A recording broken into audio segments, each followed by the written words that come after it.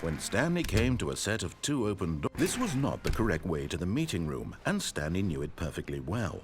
Perhaps he wanted to stop by the employee lounge first, just to admire it. Ah, yes, truly a room worth admiring. But eager to get back to business, Stanley took the first open door on his left. Stanley was so bad at following directions, it's incredible he wasn't fired years ago. Look, Stanley, I think perhaps we've gotten off on the wrong foot here. I'm not your enemy, really, I'm not. I realize that investing your trust in someone else can be difficult, but the fact is that the story has been about nothing but you all this time. There's someone you've been neglecting, Stanley. Someone you've forgotten about. Please, stop trying to make every decision by yourself. Now, I'm not asking for me, I'm asking, this is it, Stanley. Your chance to redeem yourself, to put your work aside, to let her back into your life. She's been waiting. That's her, Stanley. You need to be the one to do this.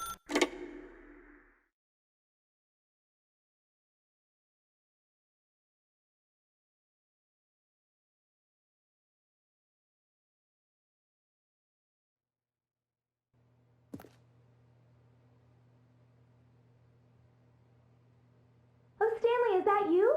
Hold on, sweetie. Sorry to keep you waiting. I'm just pulling the bread out of the oven. All right. Okay, there we go. All right, now, I want you to come in and tell me all about your day. Gotcha. Oh, come on.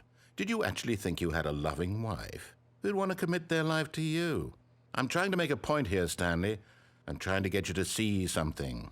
Come inside. Let me show you what's really going on here. This is a very sad story about the death of a man named Stanley. Stanley is quite a boring fellow. He has a job that demands nothing of him, and every button that he pushes is a reminder of the inconsequential nature of his existence. Look at him there, pushing buttons, doing exactly what he's told to do. Now he's pushing a button. Now he's eating lunch. Now he's going home. Now he's coming back to work. One might even feel sorry for him, except that he's chosen this life. But in his mind, in his mind he can go on fantastic adventures. From behind his desk, Stanley dreamed of wild expeditions into the unknown, fantastic discoveries of new lands. It was wonderful, and each day that he returned to work was a reminder that none of it would ever happen to him. And so he began to fantasize about his own job. First, he imagined that one day while at work, he stepped up from his desk to realize that all of his co-workers, his boss, everyone in the building had suddenly vanished off the face of the earth. The thought excited him terribly. So he went further. He imagined that he came to 2 open doors and that he could go through either. At last, choice. It barely even mattered what lay behind each door. The mere thought that his decisions would mean something was almost too wonderful to behold. As he wandered through this fantasy world, he began to fill it with many possible paths and destinations. Down one path lay an enormous round room with monitors and mind controls. And down another was a yellow line that weaved in many directions. And down another was a game with a baby. And he called it the Stanley Parable. It was such a wonderful fantasy, and so in his head he relived it again, and then again, and again, over and over, wishing beyond hope that it would never end, that he might always feel this free. Surely there's an answer down some new path, mustn't there be? Perhaps if he played just one more time.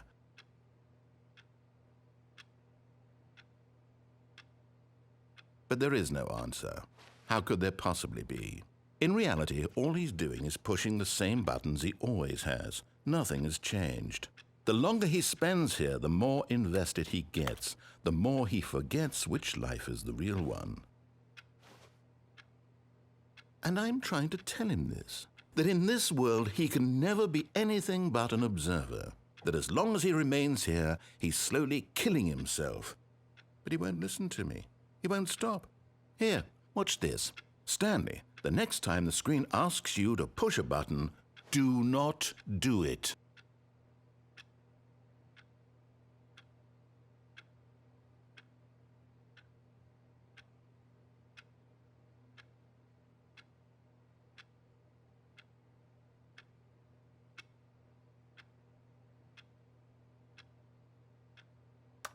You see?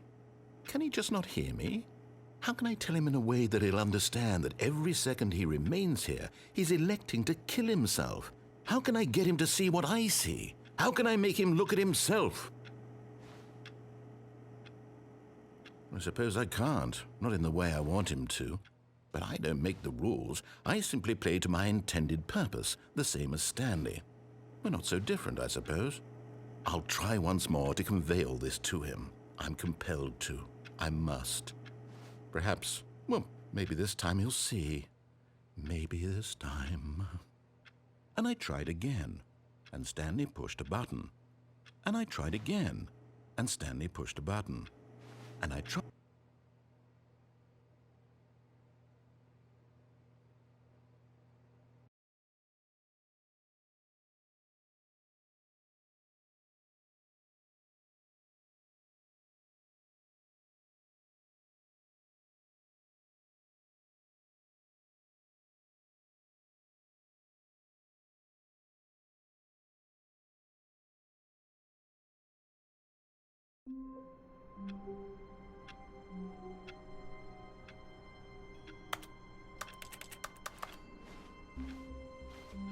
All of his co-workers were gone.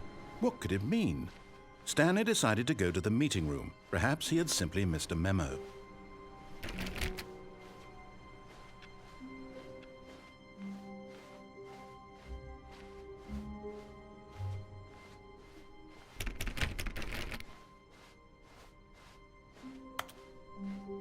When Stanley came to a set of 2 open doors, this was not the correct way to the meeting room, and Stanley knew it perfectly well. Perhaps he wanted to stop by the employee lounge first, just to admire it. Wow, yes, this room. What a beautiful room. But eager to get back to business, Stanley took the first open door on his left. And so he detoured through the maintenance section, walked straight ahead to the opposite door, and got back on track.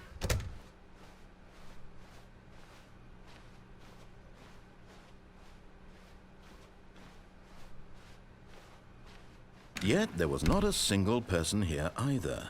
Feeling a wave of disbelief, Stanley decided to go up to his boss's office. Coming to a staircase, Stanley walked upstairs to his boss's office.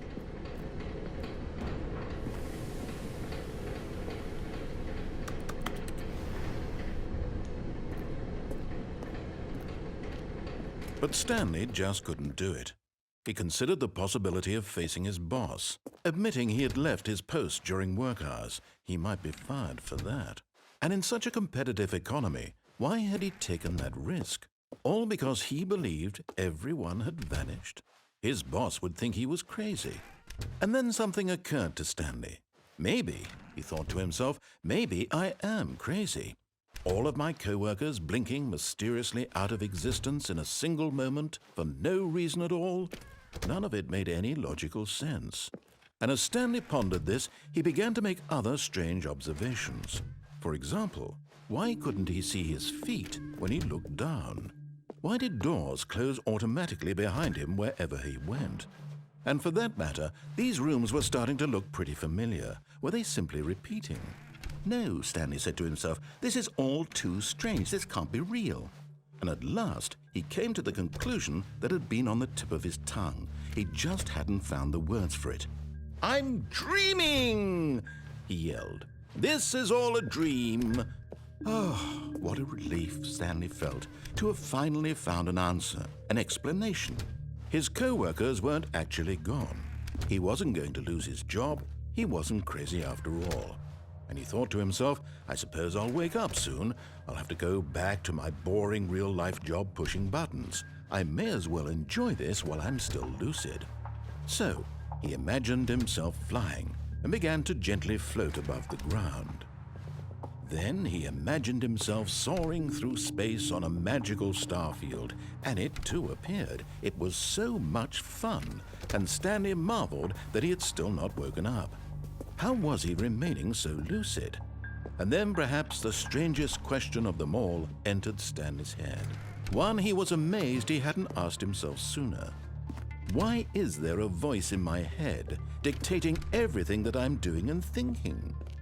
Now the voice was describing itself being considered by Stanley, who found it particularly strange.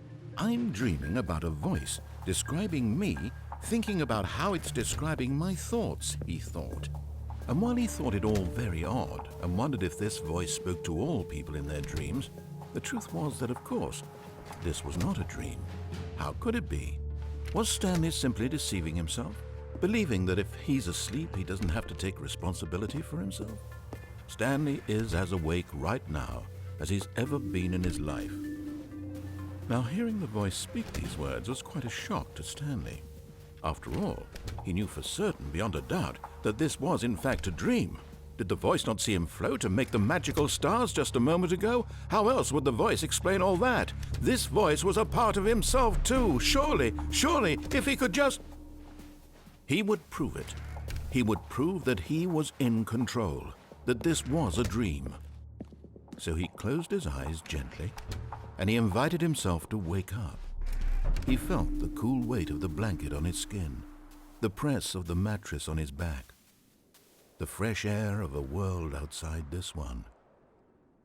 Let me wake up, he thought to himself. I'm through with this dream. I wish it to be over. Let me go back to my job. Let me continue pushing the buttons. Please, it's all I want. I want my apartment and my wife and my job. All I want is my life exactly the way it's always been. My life is normal. I am normal. Everything will be fine. I am okay.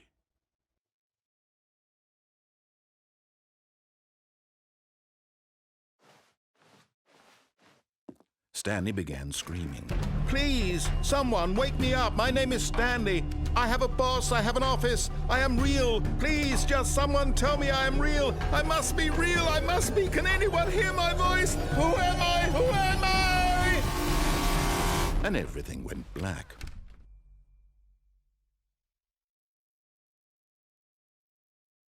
This is the story of a woman named Mariella. Mariella woke up on a day like any other. She arose, got dressed, gathered her belongings, and walked to her place of work. But on this particular day, her walk was interrupted by the body of a man who had stumbled through town talking and screaming to himself, and then collapsed dead on the sidewalk. And although she would soon turn to go call for an ambulance, for just a few brief moments, she considered the strange man. He was obviously crazy. This much she knew. Everyone knows what crazy people look like. And in that moment, she thought to herself how lucky she was to be normal. I am sane. I am in control of my mind. I know what is real and what isn't. It was comforting to think this, and in a certain way, seeing this man made her feel better.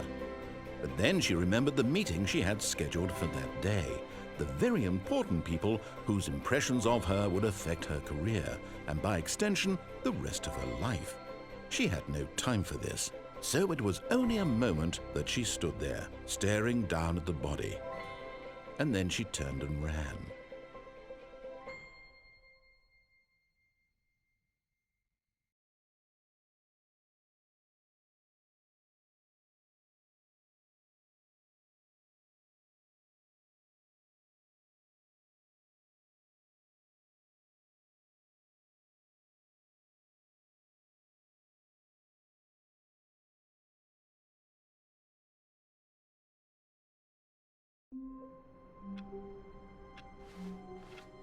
All of his co-workers were gone. What could it mean? Stanley decided to go to the meeting room. Perhaps he had simply missed a memo. Oh, new content? What does that mean, new content?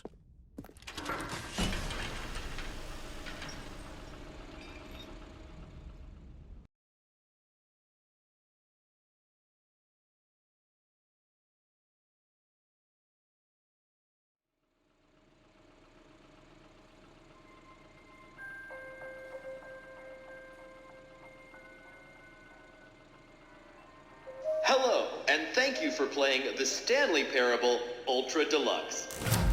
As you may know, the Stanley Parable was a video game released in 2013 on home computers. After receiving critical and commercial success, it was expanded upon in 2022 with the Stanley Parable Ultra Deluxe, a reimagining of the game for consoles and home computers. The Stanley Parable Ultra Deluxe features exciting new content that broadens and expands the world of the Stanley Parable, delighting audiences the world over. Please, step inside and see what thrilling new adventures await in the Stanley Parable Ultra Deluxe. Oh, well, this sounds delightful. I'm very excited to see the thrilling new Ultra Deluxe content. Okay, so far it's an elevator. Nothing special yet, but I'm sure it's just the beginning of a mesmerizing adventure.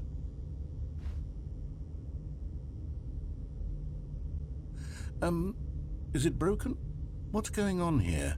Should we be moving somewhere or... Oh, here we go. All right, finally, at long last, it's on to the new content. I've never been more ready. Let's do it.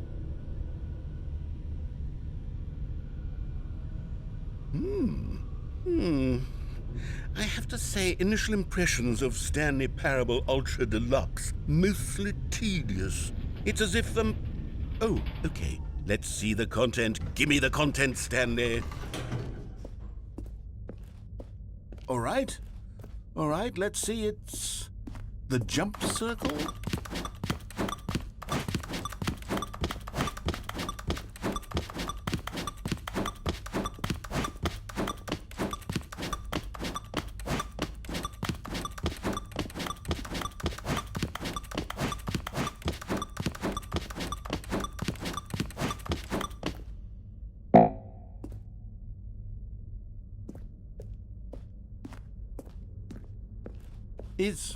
Is that it? Surely that's not all the new content. There has to be something else, right? Goodness. Another elevator. Stanley, I have to say, initial impressions of this game are not positive. It's just elevators and jumping. Is this what passes for exciting new content? If this is new content, then I could just read you the whole dictionary. There's 20 hours of new content right there. Hell, I could count to 30 trillion. You could put that on the box. The Stanley Parable Ultra Deluxe, now with over 1,000 hours of new content. And oh, wait. There's more. Very good. Yes. I knew there had to be something else. Let's see it. I'm ready for whatever it is. That's it? Oh, you've got to be kidding me. You see, Stanley? This is what happens when greedy video game developers with no respect for their fan base rush a cheap expansion to market for no reason other than to make an easy dollar. And don't get me started on the level of craftsmanship that's gone into it. In fact, I'm looking right now at the game's trophies, and it's hard to believe one of them actually says, "Test trophy, please ignore." What quality assurance department signed off on this? I'm infuriated and I'm offended, and I intend to find these people on Twitter and hold them personally accountable. It's my fault, Stanley. I built up too much anticipation around the new content, I'm afraid. It could never have lived up to such expectations. If you're still with me, why don't we just reset the game and we'll try to get back to what the Stanley Parable is really about. No frills, no gimmicks. Just you and me having a great time together like always. What do you say, friend?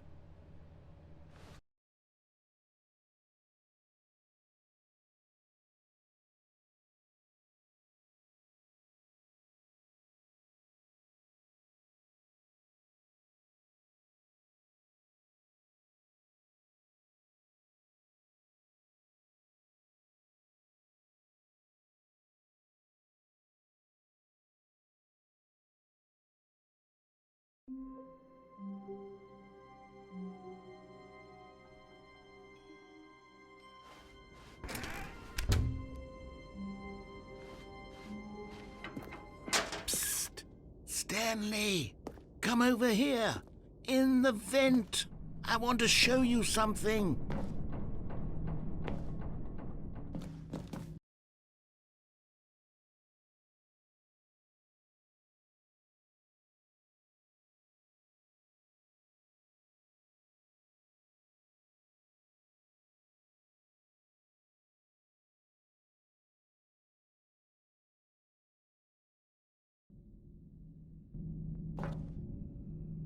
Okay, you remember how cheap and unsatisfying the new Ultra Deluxe content turned out to be? Well, it got me thinking about the past and how much better the Stanley Parable used to be.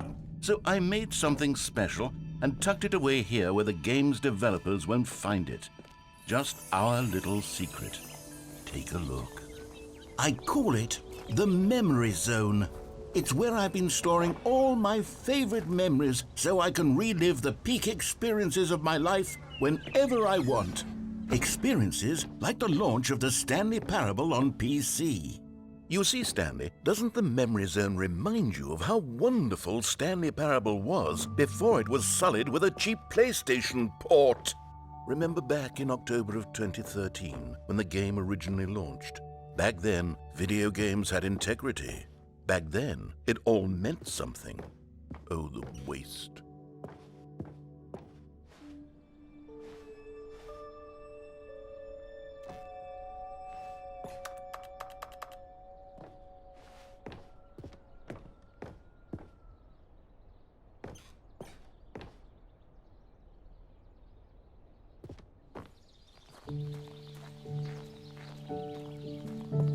And over here is where I keep reviews of the Stanley Parable. Like this stunning triumph of games journalism, 10 out of 10 from Destructoid.com. James Stephanie Sterling writes, and I quote, "Where so many games that aspire to be more than games end up less than any form of art, Stanley Parable strives and then succeeds to be every game ever created." Did you hear that, Stanley? Every game ever created. That's how grand and all-encompassing the original Stanley Parable was. It was literally every game ever created. It was Skyrim, it was Persona 3, it was all of them, and now it's nothing. It's no games at all. It isn't even the Stanley Parable anymore. It's just a husk now, a lifeless husk with an hour of new elevator content.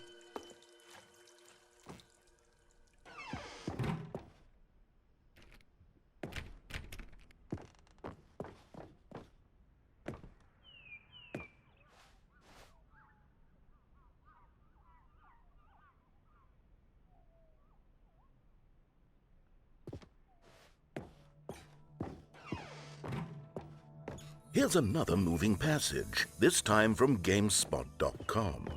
The Stanley Parable is both a richly stimulating commentary on the nature of choice in games and one that offers some of the most enjoyable, surprising, and rewarding choices I've ever been confronted with in a game. 9 out of 10. Don't you get it, Stanley? The game was perfect. It didn't need anything else. It didn't need new content. All they had to do was transport it in pristine condition along to the PlayStation, boom, done. And they couldn't even do that. Couldn't resist the urge to go meddling with a beloved franchise.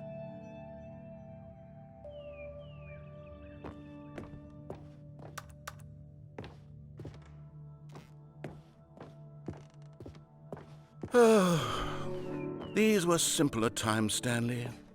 What I wouldn't give to go back, to have it all over again. Wait, hang on. I don't recall this part of the Memory Zone before. What's this? What's down here? Oh no, oh God, no, Stanley. It's a collection of reviews from Pressurized Gas, the extremely popular online storefront for computer games. I haven't looked at these in years. I can't even imagine what's been collecting down here. Surely these reviews were glowing as well, weren't they? Honestly, I could not be bothered to play this game to full completion. The narrator is obnoxious and unfunny, with his humor and dialogue proving to be more irritating than entertaining. funny. I'm not trying to be funny. I'm trying to make a serious work of art. I suppose I could write up a handful of gags to insert into the Stanley Parable, but the game is already such a densely layered web of profound philosophical insights that I can't even imagine where I'd have the room to stick them. Okay, let's see what this one says. While the idea for the game is good, for someone who prefers non-linear games, this preachiness gets annoying fast. Preachy? Stanley, I'm not preachy, am I? You can tell me if I'm preachy. Honestly, you can. Oh, goodness. This is actually quite shocking for me. Well, to be honest, I had always thought of the game's dialogue as being rather terse to begin with. You can't know how much fluff I cut from the game to get it to feel as light and airy as it... Well, I always thought it did. But maybe it wasn't. Oh, dear. What an awful memory to have to hold on to. These black marks on my otherwise unimpeachable track record. I feel like a failure.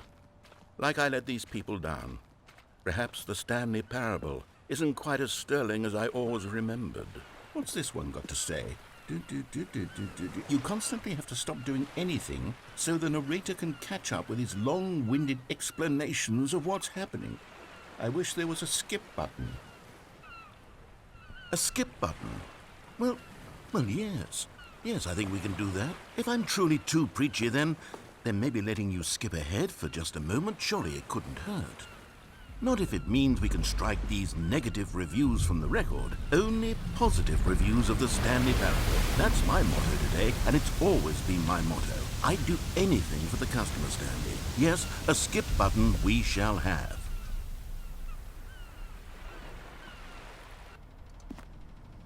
And here it is. Go ahead and give it a shot. I'll pop you forward in time so that the second my incessant droning starts to bore you, with just the push of a button, you'll have zipped right past it. It's what the... Oh, you're back, you see. You were only frozen in time for a few minutes, but it was plenty of time for me to deliver a long, rambling monologue full of unnecessary verbal flourishes and lengthy ruminations on the nature of choice in video games. Well there, sport. You really did catch me rambling on a bit, didn't you? But that's the power of the button. The minute I start to go off on a thoughtless display of self-absorption, it's... Okay, welcome back, Stanley. Now, I should say that the amount of time the button has been skipping through is becoming longer and longer. That last one was, well, I want to say maybe 30, 45 minutes? It's not unenjoyable. Stanley, please don't push the button again. It's been 12 hours. You've just been frozen there. I don't know why the skips are getting longer, but they're really... Oh, Stanley, you're back. You're back. Oh, my goodness. I have someone to talk to again. Stanley, I think it's been a week. Or 2 weeks. I've been sitting here.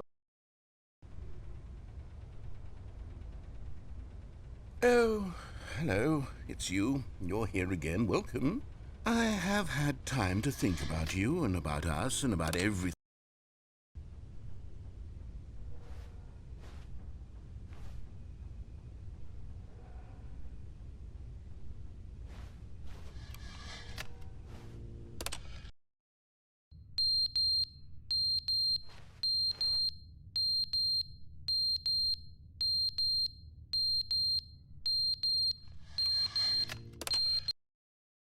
But they didn't understand the game was never meant to be funny. It was meant to have a point. It was meant to speak to the human condition. But where are the jokes? Where are the jokes? They bemoaned, they screamed, they knacked.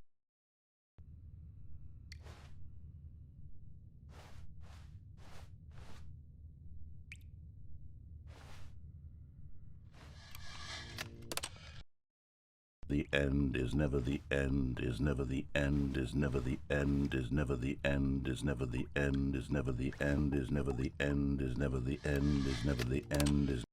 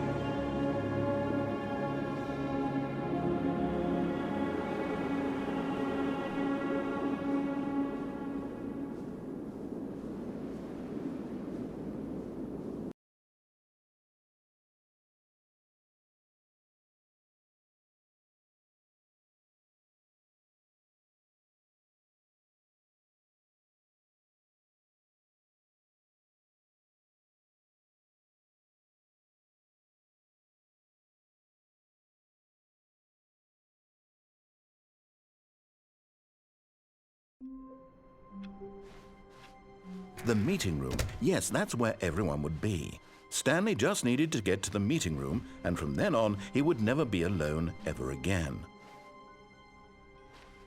Oh, good. You noticed my sign. Yes, I have something very exciting to show you.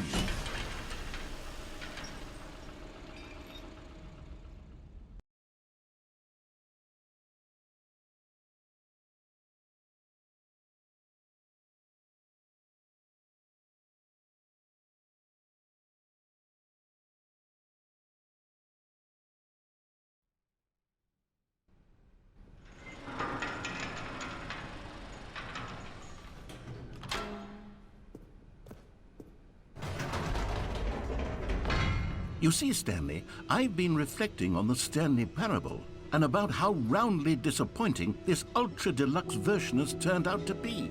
The original Stanley Parable was a landmark, and any new content for it should live up to that legacy. So forget this ultra-deluxe nonsense. I say we take it one step even further.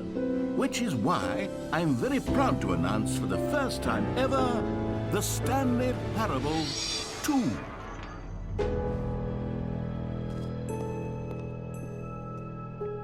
Yes, you see, isn't this far superior to a measly port with a few minor additions? Think of all the new territory we'll cover with a fully fledged sequel. An entirely new experience, built from the ground up. Why, there are so many possibilities. It could go in so many different directions. This is what fans have truly been asking for.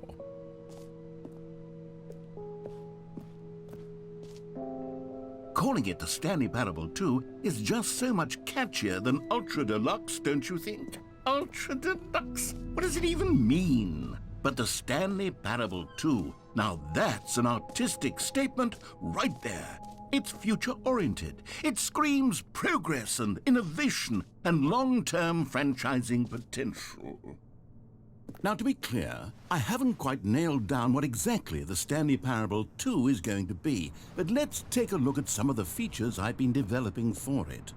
I figure that if I can loosely organize a handful of interesting concepts, that surely the game will sort of naturally spring up around them. Here we are. Go on, try out some of the new features.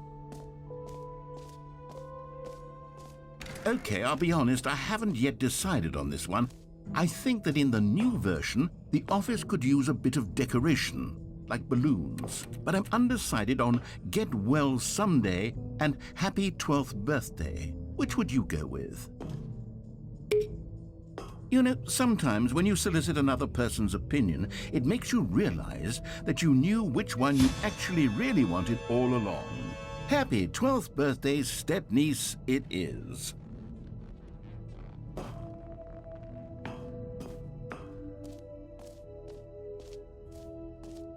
Or actually, maybe I should have gone with... No, I've made my decision, we're moving on.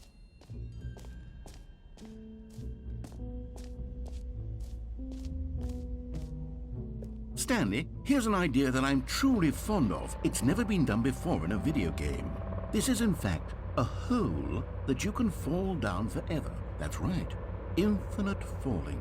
You can fall until the end of time, if you like. A stunning leap forward for video games as a medium.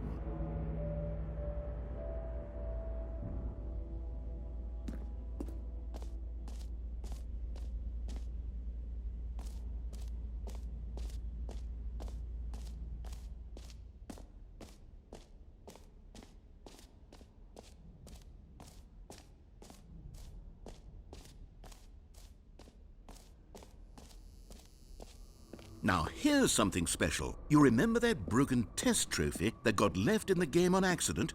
Well, I'm developing a technology to simply give you the trophy. Yes, you see, you'll come to this leap. Okay, perhaps I should have clarified.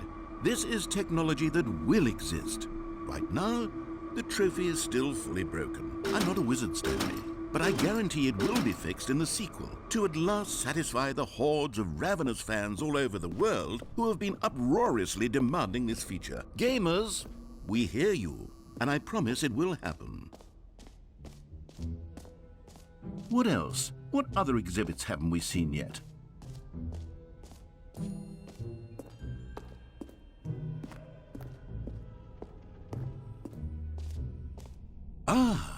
collectibles. Now it's a real video game. In the Stanley Parable 2, you'll run around gathering up these miniature Stanley figurines. And what's truly innovative is that there will be no reward for collecting all of them. I don't want to stifle the intrinsic joy of watching a number go up. You simply collect all of them, and then you move the hell on with your unremarkable life.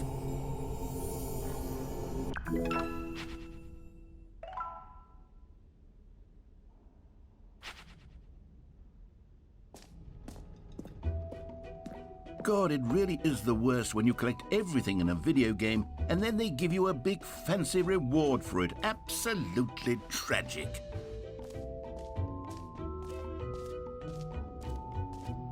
You know what? Let's bring the jump circle back for Stanley Parable 2 as well. It's a... Oh, wait. You already spent all your jumps the first time we saw the jump circle? Oh well. I suppose it can just be a nice decorative piece then.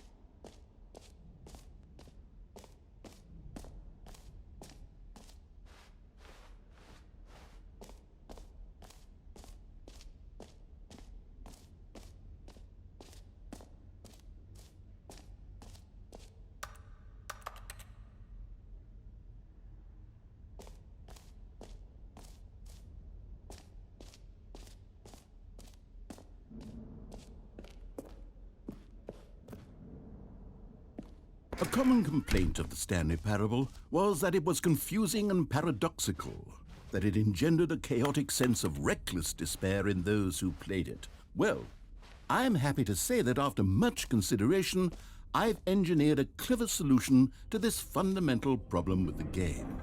It's the Stanley Parable Reassurance Bucket. You see, Stanley, anytime you're holding the bucket, a sense of calm and ease will fill your mind and your heart. It's true. As long as you hold on to the bucket, the many disorienting contradictions of the Stanley Parable will feel perfectly normal and perhaps even comforting. You may even come to long for the gentle embrace of jarring cognitive dissonance while the bucket is in your arms. And to be honest, it's a much more convenient solution for me than actually redesigning the game to be less uncomfortable. Can you imagine what a pain in the ass that would be? Yes, the bucket is the perfect solution. Come on, give it a try.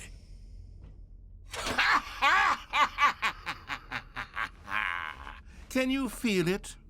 The glow of comfort, even in the face of crushing despair, must already be sweeping through your body. And in fact, can I say that I do believe the bucket lends you an air of charisma as well? I think that just holding it has made you the slightest bit more attractive as a person. The benefits of the bucket seem to go on, don't they? All this and more await you in the Stanley Parable 2.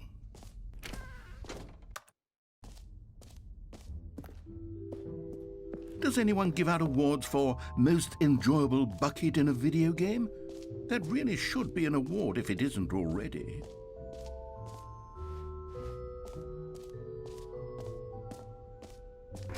For the Stanley Parable 2, I asked myself, what do players really want?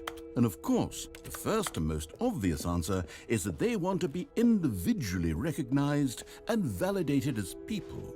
So with that in mind, my first addition to the game is this button which speaks the name of the person playing. Sorry, I should have clarified. Right now, the button only says the name Jim. But of course, in the final game, this button will say your name, whatever name that is. Here, let's have you role-play as Jim to really simulate the full experience of this feature. Just play along. I promise you'll love it. Okay, here we go. Let's take a deep breath, clear your mind, forget whoever you are, and simply become a person named Jim. Jim. Whoa, hold on. I wasn't finished setting up the backstory. If you don't properly roleplay as Jim, then you'll never understand the impact of this button. Otherwise, it's just a stupid button that says somebody else's name. Okay, we're doing it again, and this time let me finish first. Now, Allow yourself to become Jim. Imagine yourself driving to work as Jim, playing frisbee on the weekends as Jim, staying up all night for a popcorn and horror movie sleepover as Jim, developing a crippling substance addiction as Jim, rediscovering yourself through fringe religious groups as Jim, and finally dying a slow death at an old age surrounded by members of your cult as Jim. Do you feel it in your soul? Are you really, truly Jim right now? If so, then please step forward and press the button. Jim. Yes! You see? What a thrill! What a rush! That was you! The button described you. Do it again. Do it again. Jim. Ooh, it hits even harder the second time. If this were the only new feature in the Stanley Parable 2, it would still be worth the money. Let's take a break from the Jim button. I'm too emotionally drained from all of this personal validation. Whoa there, cowboy. Sometimes a person can be too much, Jim. I'm putting the Jim button away. Otherwise, soon you'll start to lose all sense of who you actually are.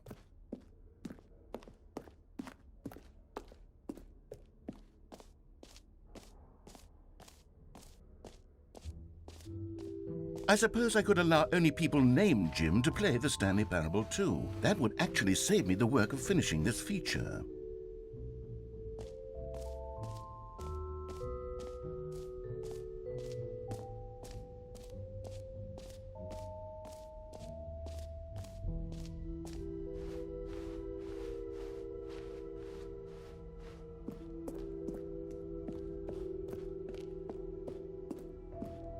All right. Have you seen everything you wanted to? Ready to move on now?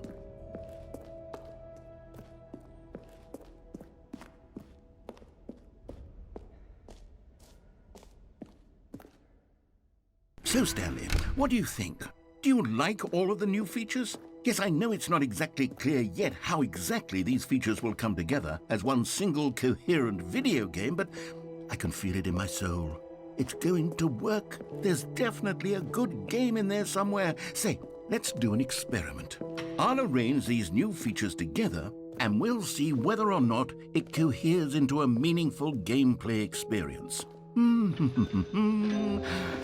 Okay. Are you ready? Here it is. I give you the Stanley Parable 2.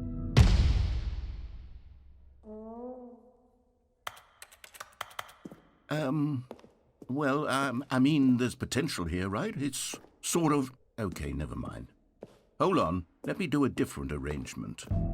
Okay, yes, this is much better. I feel good about this. Here we go. Version 2. Who am I kidding, Stanley? This isn't a coherent video game at all. It's a lot of gags. And I do very much enjoy creating gags, but they don't add up to anything. I wanted more than anything to create a sequel that would capture all the magic of the first game. I wanted fans to love it. No matter how good these gags are, they won't stand on their own. They would need the structure and the gameplay of the original. Wait, maybe that's it. I can take the original Stanley Parable and simply, well, insert a few of my new features into it. Tastefully, of course. With respect. With care for the vision and integrity of the original game. Would it possibly work? I suppose it could. But it would need a really, really tremendous title screen. A title screen that says with bold and uncompromising conviction, "This is the Stanley Parable 2. Let me see if I can whip something up.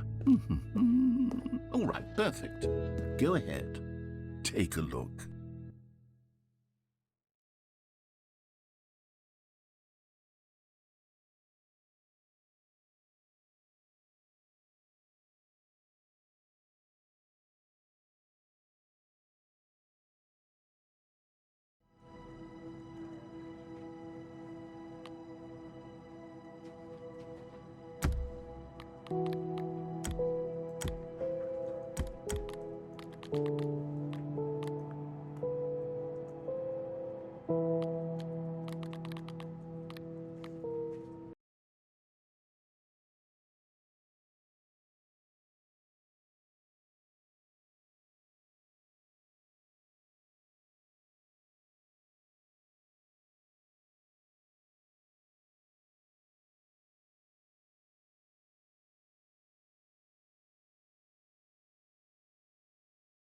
This is the story of a man named Stanley. Stanley worked for a company in a big building where he was employee number 427. Employee number 427's job was simple. He sat at his desk in room 427 and he pushed buttons on a keyboard. Orders came to him through a monitor on his desk, telling him what buttons to push, how long to push them, and in what order. This is what employee 427 did every day of every month of every year. And although others might have considered it soul-rending, Stanley relished every moment that the orders came in, as though he had been made exactly for this job. And Stanley was happy. And then one day, something very peculiar happened. Something that would forever change Stanley. Something he would never quite forget. He had been at his desk for nearly an hour when he realized that not one single order had arrived on the monitor for him to follow. No one had showed up to give him instructions, call a meeting, or even say hi. Never in all his years at the company had this happened, this complete isolation. Something was very clearly wrong. Shocked, frozen solid, Stanley found himself unable to move for the longest time. But as he came to his wits and regained his senses, he got up from his desk and stepped out of his office.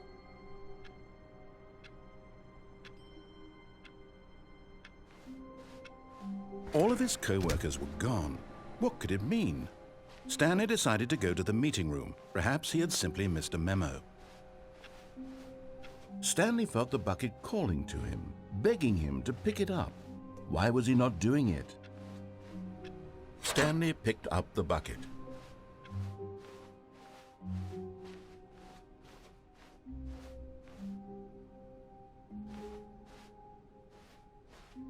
Stanley clutched the bucket tightly to his chest and entered the door on his left. Still no one was here. Stanley needed the bucket's warmth and comfort now more than ever. Perhaps his boss's office was where he... Coming to a staircase, Stanley and the bucket walked upstairs to the boss's office. You found one of them. One of the miniature Stanley figurines. Remember, no reward for collecting all of these, only the intrinsic pleasure of a job well done. You can't buy that sort of happiness, Stanley. God knows I've tried. So, I implore you to savor each and every moment you come across one of these beautiful figurines.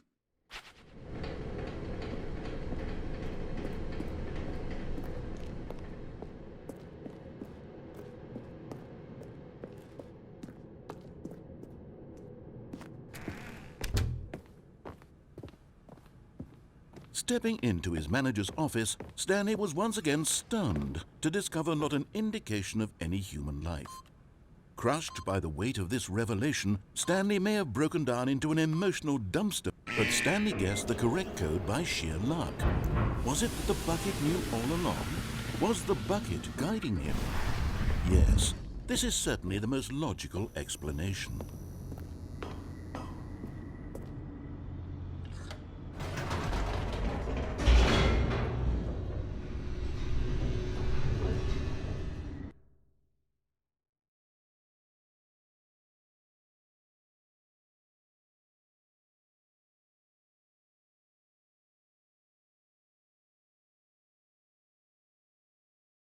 The elevator raced downward, plummeting towards an unknown fate.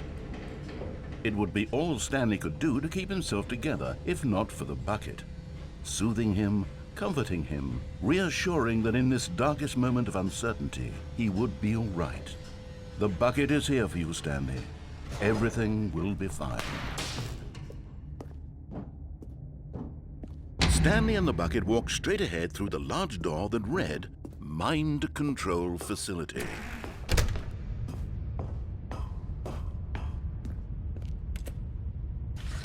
The lights rose on an enormous room packed with television screens. What horrible secret did this place hold? Stanley and the bucket both wondered to themselves.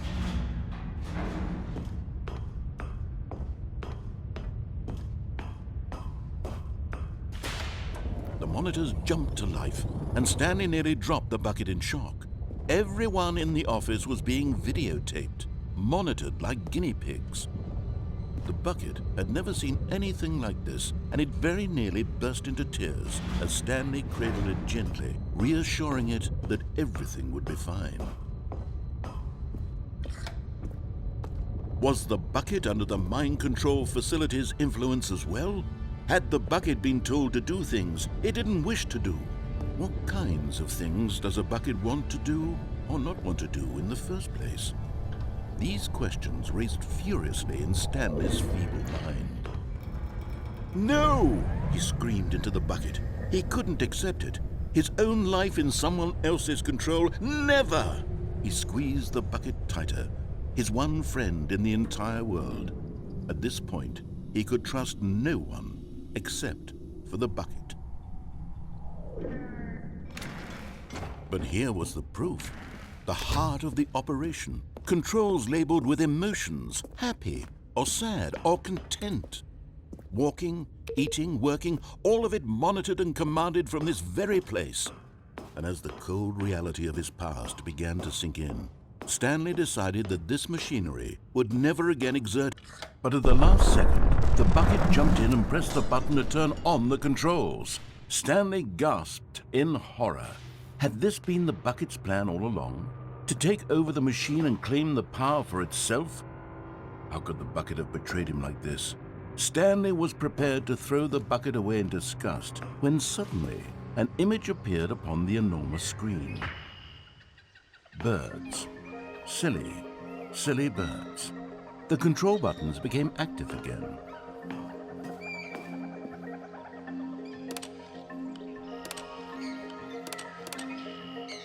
Stanley flipped through one video of silly birds after another, and then it dawned on him. This wasn't a mind control facility at all. It was a facility for monitoring and surveilling silly birds all over the world. The mind controls were only a facade to disguise its true intentions. Had the bucket known this all along? Stanley marveled at the metal genius in his hands, the one who had pointed him towards this incredible discovery. Stanley and the bucket never found freedom because they spent the rest of their lives here in this place, flipping through live streams of the silliest birds imaginable. Of all the possible paths his life could have taken, this one was surely the best. And Stanley was happy.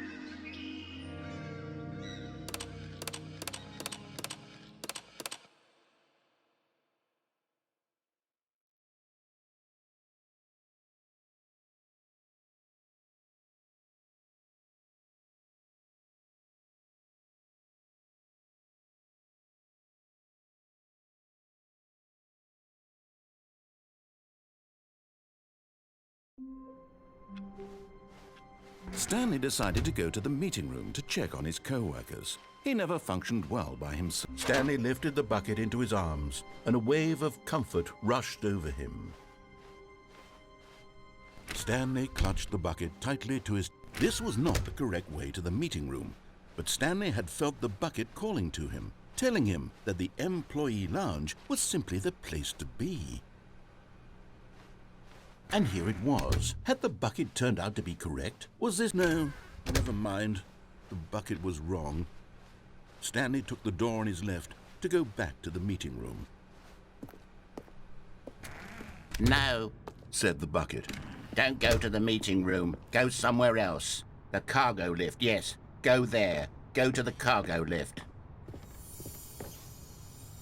Another miniature Stanley figurine. This, there really must be a snappier name for these things. What about mini-stands? Stanley figs? What about Stanlerines? Yes, I think I like that. Another Stanlerine under your belt. But Stanley feared that any path he walked might lead to the separation of himself and the bucket, his dearest friend. So he threw himself to his death, that they might die in one another's arms. How deeply touching.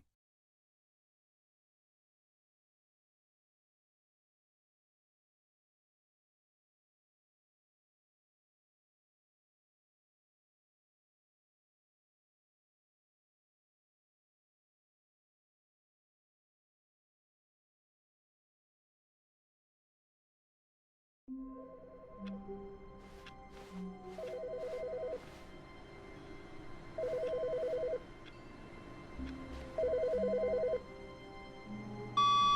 Stanley. Just wanted to leave you a message to let you know there's a few things I need you to pick up on your way home from work today. We need milk, cereal, dish soap, spaghetti, get a thing of sugar, some bread, and coffee beans, whichever ones you like. I'll give you a call if there's anything I forgot. Thanks, sweetie. See you tonight.